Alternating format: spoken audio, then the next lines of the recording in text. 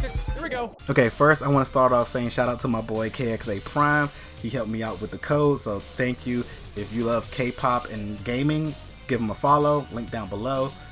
And yeah, I got to play the Mortal Kombat 1 stress test, and it's pretty good. I liked it. And I say pretty good because the 4 characters that you get to play as are not characters that I usually play. Like, I like Liu Kang in 9, but I'm not a fan of him in 10 and 11. I don't really play that much Sub-Zero like that. I don't really play Katana like that, and I definitely don't play Kenshin or Kenshi. I don't know how to say his name right, so from now on, I'm just going to say the blind dude. Day 1, I started off with Liu Kang. I had my fun, and I was like, oh, cool, his launcher combo is pretty fun. I got a lot better with it day 2, because at first I was just doing the launcher, jump up there, air combo, throw some fireballs. But next day, it ended up being a lot better combo to the point that I'm taking about 40% of your health in one combo if I catch you.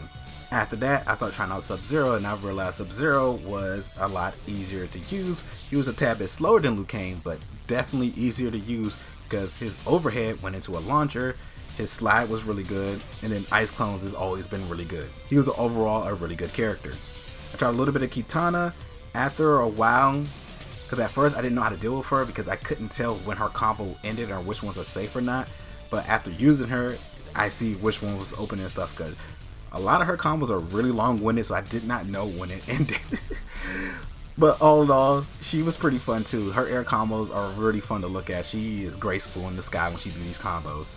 And blind dude, I just used him in the towers. He didn't really fit me well, but the people I did run into, oh my goodness, if that ghost spirit gets behind you and he is just attacking and then that thing protects him from openings, I'm like, oh my goodness, this just keeps going on and on. You just gotta respect the block and wait for that to finish. But all in all the characters were okay. The one gripe I had with Liu Kang is he only had one overhead, and that overhead wasn't special cancelable. So yeah, the overhead was good, but at the same time useless, because against Liu Kang, all you had to do was just block low since you only had that one overhead, and since he couldn't do nothing for real after it, you really didn't have to worry about anything. Unlike Sub-Zero, where his overhead was a launcher, or he can cancel the overhead into a slide, which is like high-low.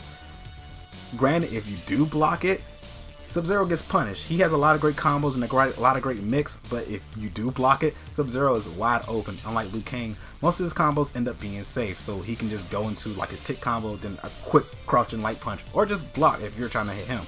And speaking of crouching light punch, doing that compared to the old games felt extremely sluggish. The game felt really sluggish at first, but once you start doing combos, it feels a tad bit faster, but it still feels slower compared to MK11, 10, and 9. Which isn't a bad thing. I got used to it real quick, but at first it felt really sluggish, especially since I played 11 a few days before that just to get hyped for Mortal Kombat. But one thing I do like that it doesn't have for Mortal Kombat is the 2 attack and 2 defense gauges. Oh my goodness, I was not a fan of that. I'm glad that the 3 gauges are back. They're not linked to X-ray. You got Fatal Blow when you're low health again, so you don't have to meter dump to do that. But Breaker does take all 3, but you get your meter back pretty fast. I never noticed that I was like out of meter in the game. And I love that everybody has their own wake up. The universal wake up in 11 I didn't like. I love that, you know, Liu Kang now wakes up with his bicycle kick, or walking dragon as it's called now, just a 360 bicycle kick, or a Sub-Zero slide. So now, like, yeah, I can wake up with my move. Cool, I like that.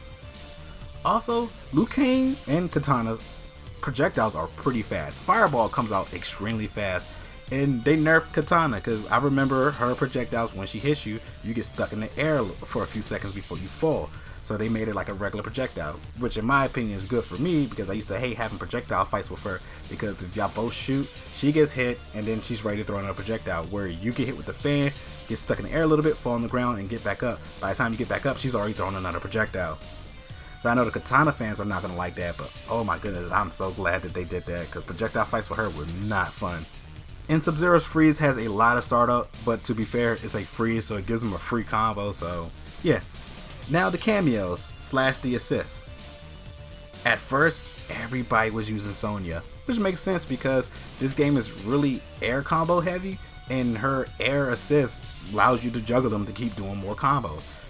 It's really easy to do, just press it, bam, and then they can just continue to combo. I was doing a lot of combos with her with Sub-Zero and Liu Kang, where I can just sit there and juggle you. Especially if you're in the corner with Liu Kang, this man will destroy you, especially Sonya's there to help out. But her projectile assist is stupid and pointless. Like, my character already has a projectile. I don't need you to do a projectile, especially since I can't do one with you. Which was a gripe. You can't do nothing while Sonya is out doing that assist. Like, every assist character, they have one move where you can still move, but then the other two, you have to sit there. Like, her leg grab, technically I gotta sit there when she do it, but it bounces them long enough so I can do a combo. But I was better off just waiting to use her for an air combo to do a juggle. And Kano's laser is pretty decent, but the thing is, I can't do nothing while he's doing the laser. He's holding your head down while doing the laser. Like, I should be able to move while this is happening. Unlike his knife throw, which is really good. At the end of the stress test, I noticed a lot of people start switching to Kano because the knife throw is really, really good. I ran into the Sub-Zero where he will put me in the corner, throw out an ice clone, then call out Kano and either do a mix-up, and if I block the mix-up, Kano's knife are coming at me, so now he gets to try the mix-up again. Or if I don't block the mix-up, Kano's knife hit me to where he can extend the combo. I'm like, oh my goodness, I can't do nothing in this corner. Or even if I do an armor wake up, Kano's knives are going to hit me while I'm hitting Sub-Zero. So I'm like, dang, Kano's like a really good assist. Kano ball and Kano knives are really good. So the only thing I really want changed in that is assists, all the assists, when they come out, allow me to keep doing what I need to do. I don't want to be standing there while the assist is happening. No, those assists are kind of useless. Oh yeah, Jax, he's just there. Jax was the worst assist. He didn't do nothing. His air grab was kind of pointless. You better off just using Sonya for that. His ground pound hurts you too. I only seen one person really like utilizing that. He was using a blind dude and he'll do the blind dude's run.